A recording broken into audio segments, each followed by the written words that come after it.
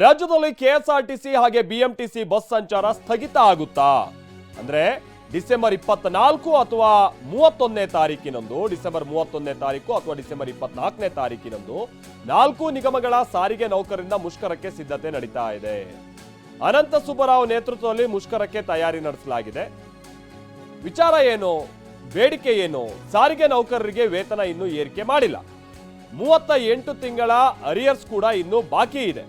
2024ರ ಜನವರಿಯಿಂದ ವೇತನ ಹೆಚ್ಚಳ ಮಾಡಬೇಕು. ಸಿಎಂ ಸಿದ್ದರಾಮಯ್ಯ ಉಡಾಫೆ ಮಾಡ್ತಾನೆ ಹೋದ್ರೆ ಬಸ್ಗಳು ನಿಲ್ಲುತ್ತವೆ ಅಂತ ಸಾರಿಗೆ ನೌಕರರ ಮುಖಂಡ ನೌಕರರ ಸಂಘಕ್ಕೆ ಸಂಬಂಧಪಟ್ಟ ಹಾಗಿನ ಮುಖಂಡ ಅನಂತ ಸುಬ್ಬರಾವ್ ಹೇಳಿಕೆಯನ್ನ ಕೊಟ್ಟಿದ್ದಾರೆ. ಮುಖ್ಯವಾಗಿ ನಮ್ಮ ಮುಂದೆ ಇರೋದು 2 ಬೇಡಿಕೆಗಳು.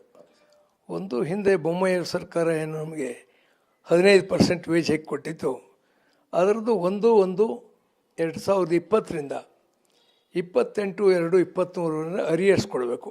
ತಾತ್ವಿಕವಾಗಿ ಅವರು ಒಪ್ಪಿದ್ರು, ಕೊಡ್ತೀವಿ ಅಂತ.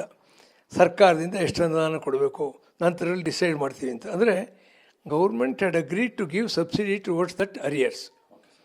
ಅದನ್ನು we want this government to continue and announce. ಈಗ 38 ತಿಂಗಳು ಎಷ್ಟೋ ಕೊಡ್ತೀನಿ, ಇನ್ನೂ ಸ್ಟಾಕ್ ಇನ್ಸ್ಟಾಲ್ಮೆಂಟ್ ಏನಾದರೂ. ಇದು ಒಂದನೇದು ಭಾಳ ಪ್ರಧಾನವಾಗಿ ಕಾಡ್ತಿರೋದು. ಎರಡನೇದು ಒಂದು ಅಷ್ಟೇ ಪ್ರಧಾನವಾಗಿರೋದು 1/1/24ರಿಂದ ವೇಜ್ ರೈಸ್ ಬರಬೇಕು. ಅಲ್ಲಿ 10 ತಿಂಗಳಾಗೋಯ್ತು. ಅದಕ್ಕೆ ಅವರೇನು ಪೊಸಿಷನ್ ತೊಗೊಂಡಿದ್ದಾರೆ ಗೌರ್ಮೆಂಟು. ಟ್ರಾನ್ಸ್ಪೋರ್ಟ್ ಮಿನಿಸ್ಟರ್ ಸರ್ಕಾರದ ಸಭೆಯಲ್ಲಿ ನಾವು ಫೇರ್ ಹೈಕ್ ಕೇಳ್ತಾ ಇದ್ದೀವಿ. ಅದು ಮುಖ್ಯಮಂತ್ರಿ ಎಲ್ರಿಗೂ ನಾವು ಕನ್ವಿನ್ಸ್ ಮಾಡಿಬಿಟ್ಟಿದ್ದೀವಿ ಆಗಲೇ. ಆದ್ದರಿಂದ let us wait for 15 days ಅಂತ ಅವತ್ತು ಹೇಳಿದರು. ಇನ್ನು ನಮ್ಮ MD ಅವರೇನು ಹೇಳಿದರು ಅಂತ ಹೇಳಿದರೆ, ಫೇರ್ ಹೈಕ್ ಇಲ್ದೇ ಈ ನಿಮ್ಮ ಸಂಬಳ ವೇತನ ಜಾಸ್ತಿ ಇದೆಲ್ಲ ಕೊಡೋದು ಸ್ವಲ್ಪ ಕಷ್ಟ ಸಾಧ್ಯ ಅನ್ನೋ ಪದ ಉಪಯೋಗಿಸಿದ್ದಾರೆ. ಅದರ ಸಾಧ್ಯತೆ ಇದೆ, ಬಟ್ ಕಷ್ಟ ಸಾಧ್ಯ ಅಂತ ಕ್ಲಿಯರ್ ಅವ್ರ ಮಿನಿಟ್ಸಿಂದ ನಾನು ಹೇಳ್ತಾ ಇದ್ದಾರೆ. ಇಷ್ಟು ಹೇಳಿದ ಮೇಲೆ 9ನೇ ತಾರೀಕು ಮೀಟಿಂಗ್ ಎಷ್ಟು ದಿವಸ ಆಯಿತು, ಉಭಾಶುಭ ಇಲ್ಲ ಅದಕ್ಕೆ.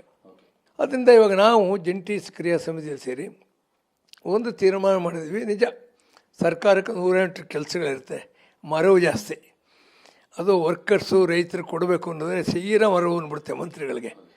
ಆದ್ದರಿಂದ ಅವ್ರಿಗೆ ಜ್ಞಾಪಿಸೋದಕ್ಕೆ 9ನೇ ತಾರೀಕು ವಿಧಾನಸೌಧ ಅಧಿವೇಶನ ಆರಂಭ ಆಗ್ತದೆ ಬೆಳಗಾಂನಲ್ಲಿ. ಒಂದು ಬೆಳಗಾಂ ಚಲೋ ಮಾಡಿ ಅಲ್ಲಿ ಸಾಮೂಹಿಕವಾಗಿ ಅವ್ರಿಗೆ